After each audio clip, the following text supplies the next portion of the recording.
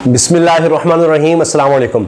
हर कोई पूछ रहा है, हर कोई जानना चाहता है कि मियां नवाज शरीफ साहब आखिर वापस क्यों नहीं आ रहे। अब तो उनके भतीजे को भी इतना रिलीफ मिल गया है कि एफआईए ने कह दिया इनके खिलाफ कोई सबूत ही नहीं। सलमान शहबाज, जिनके ऊपर सब लोग कह रहे थे कि जनाब चाहे शहबाज शरीफ है चाहे हमजा शहबाज है, वो सब कह रहे थे कि कारोबार तो ये चलाते थे, हमें क्या पता, हमसे आप क्या पूछते हैं। उस सलमान शहबाज तक को एफआईए ने कह दिया है कि जनाब इनके खिलाफ कोई सबूत ही नहीं मिले। 16 अरब रुपए की टीटियां, डॉक्यूमेंट्स मौजूद हैं, लेकिन कोई सबूत नहीं मिले। अब आप देखिए, ये सब कुछ हो गया और कौन रह गया? सारे रजीम चेंज के जरिए NRO2 ले बैठे, अभी कुछ रह गए नहीं, मंतकी अंजाम तक कुछ पहुंचना है, रस्मी कार्रवाइयां रह गई हैं। इसके बावजूद मियां नवाज शरीफ वापस नहीं आ रहे।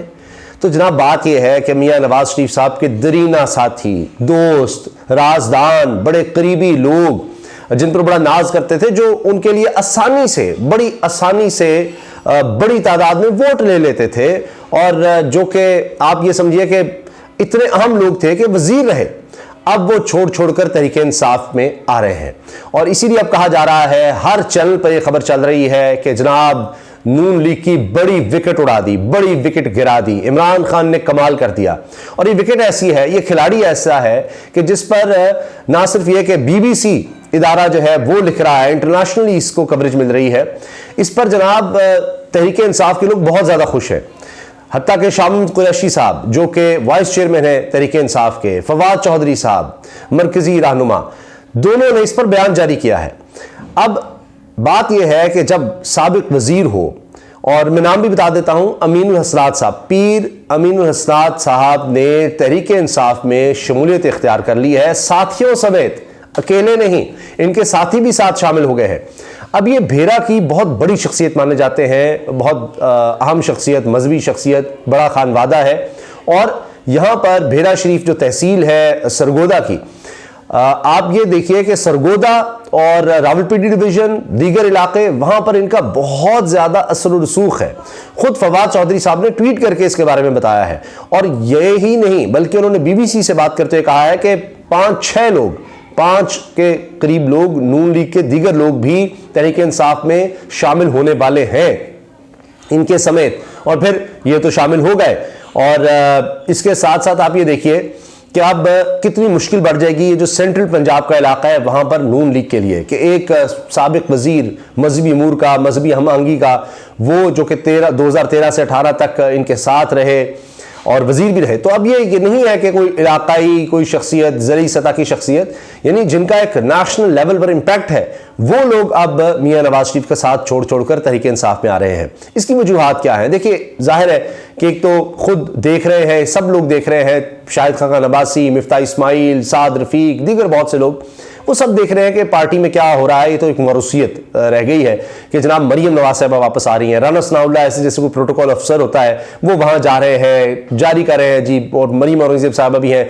कि मरियम साहब आ रही हैं, मरियम साहब आ रही हैं, उनका शेड्यूल जारी हो रहा है। पता नहीं कौन, कोई रानी साहब आ रही है, मलका आ रही है, उनका शेड्यूल जारी हो रहा है, वो कब आएंगी, किस रास्ते से आएंगी, किस तरह आएंगी, वो कौन से जलसे करेंगी। अब देखिए ना, पहले तो मरियम साहबा जब जलसे कर रही थी, जो कुछ भी कर रही थी, तब मसला ये था, मामला ये था कि तब वो अपोजिशन में थी, इमरान खान साहब की हुकूमत थी, उनके पास कहने को ये था कि अच्छा जी महंगाई हो रही है, ये है वो है। अब तो बदतरीन दौर है पाकिस्तान की तारीख का, हर लिहाज से इंसानी हुकूक की पामाली की आप देखें, साफियों की गिरफ्तारियां, साफियों की शहादतें, साफियों के खिलाफ मुकदमात देखें, अपोजिशन को दीवार से लगाना देखें, और फिर जिस तरह की महंगाई है, जिस तरह का तूफान है, जिस तरह की बद इंतजामी है, वो सब देखें आप। इतनी महंगाई पाकिस्तान की तारीख में नहीं थी, अभी तो IMF की शराइत मानी जानी है। तो मरियम साहबा तो इसलिए आ रही है कि पार्टी बचाओ, उन्होंने माल बचा लिया, केसेस खत्म करवा लिए, अब पार्टी बचाने के लिए आ रही हैं। और सिर्फ उनके इर्द गिर्द खुशामदियों का टोला होगा, जिसको कहा जा रहा है जी नया खून, और ये और अंकल्स जो हम नाराज हैं। तो जब ये हाल होगा तो लोग छोड़ेंगे ही पार्टी। फिर आप देखिए कि अब हर कोई जाकर हर किसी से जो बात कर रहा है, जिसमें खुद अब वो लोग जो नून लीग के बड़े हामी हैं, वो टेलीविजन पर आकर कहते हैं कि अब से क्या हो गया कि 10 महीने पहले तक, 9-10 महीने पहले तक तो नून लीग का टिकट बड़ा अहम था, आज इनका टिकट लेने को कोई तैयार नहीं है। ये नून लीग के हामी साफियों की मैं बात आपसे अर्ज कर रहा हूं, टेलीविजन पर ही बात हो रही है कि तबाही बर्बादी हो गई, तो क्यों ना अहम लोग छोड़कर जाएं तहरीक इंसाफ में, इसलिए कि और कोई चॉइस ही नहीं है। इस वक्त मकबूल तरीन पार्टी पाकिस्तान की तहरीक इंसाफ है। अब इलेक्शन का बिगल बच चुका है, खैबर पख्तूनख्वा पंजाब में इलेक्शंस होने जा रहे हैं। जनरल इलेक्शन का, कौमी इलेक्शंस का भी, कौमी सतह के इलेक्शंस का भी बिगल किसी वक्त भी बज सकता है। तो अब जाहिर है कि यही वक्त है कि अब पीडीएम को छोड़ छोड़कर तहरीक इंसाफ की तरफ जाया जाए। मकबूल तरीन जमात है, लोग उस तरफ हैं। और अब तो जो पिछले 9 महीने में लोगों का हाल हो गया है, तहरीक इंसाफ का दौर तो लोगों को सुनहरी दौर नजर आने लगा है। तो इसीलिए शाह महमूद कुरैशी साहब का जो मैं हवाला दे रहा था, वो कहते हैं कि जी ये बहुत बड़ी बात है, ये बड़ा अच्छा इजाफा है।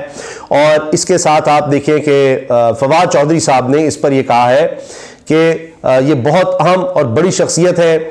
और इसके हवाले से फवाद चौधरी साहब ने जो ट्वीट किया है, वो कहते हैं साबिक वजीर बराए मजहबी अमूर और नून लीग के मरकजी रहनुमा पीर मोहम्मद अमीनुल हसनात की तहरीक इंसाफ में शमूलियत इंतहाई अहम है। पीर साहब और इनका खानदान सरगोदा, रावलपिंडी डिवीजन समेत पूरे पाकिस्तान और ओवरसीज में, ये ओवरसीज का बड़ा अहम है और वाकई इनके बड़े इदारे हैं, बाहर बड़ा इनका काम है। मजहबी लिहाज से अगर देखें तो ओवरसीज पाकिस्तानीज में असरो नफूज रखता है और खानदानों की बहुत बड़ा सिलसिला बेरा शरीफ से वाबस्ता है। तो अब आप देखें कि ये यकीन का बहुत अहम विकेट और एक बहुत अहम इजाफा तहरीक इंसाफ में है। लेकिन दूसरी तरफ अब क्या बन रहा है, मियां नवाज शरीफ साहब वापस किस मुंह से आएंगे? वो कहते हैं जी जब तक उनको लिख कर दे दिया जाता, अब कानून उनके लिए नहीं बदल दिया जाता कि वो आएंगे और सीधा कोई मसनद इख्तिदार उनको मिल जाएगी, उसके बाद मियां साहब वापस नहीं आ रहे। कम से कम ये जेल का नाम कोई ना ले।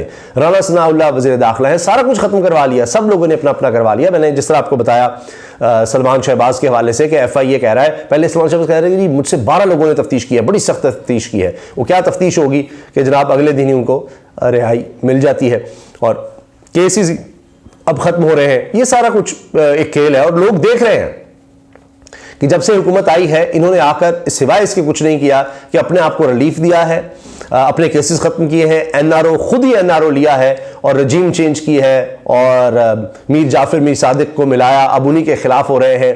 और चूंकि फोकस ये था, मकसद ये था, तो अब आप देख लीजिए कि क्या हालात हैं। अभी तो जो महंगाई है, आप सोचिए ना, अभी तो लोगों की चीखें निकल गई हैं, जीना मुश्किल हो गया है। और अभी तो IMF की शराइत माननी है, अभी तो उसका आगाज भी नहीं हुआ। अभी तो बिजली महंगी होनी है, जो हो गई वो तो हो गई, लेकिन असल जो महंगाई है वो तो अब है। बिजली महंगी होनी है, गैस इन्होंने एकदम महंगी करनी है, पेट्रोल महंगा करना है, टैक्सेस और लगाने हैं, कैश विड्रॉल पर टैक्स, हर तरह का टैक्स, और अपनी अशिया इन्होंने जारी रखनी है, काबीना की तादाद बढ़ाते चले जाना है। तो इसीलिए अब ये हो रहा है कि ये अब सिर्फ और सिर्फ ये करें, अवाम की कोई सियासत नहीं, कोई इस तरह की नहीं। अब ये कि 2 नंबरी कैसे करनी है। अब तो मैं देख रहा था हामिद मीर साहब ने कहा है कि स्पीकर कौमी असम्बली का जो इदारा जो ऑफिस है उसको सिर्फ और सिर्फ सियासी मकासद के लिए इस्तेमाल किया जा रहा है।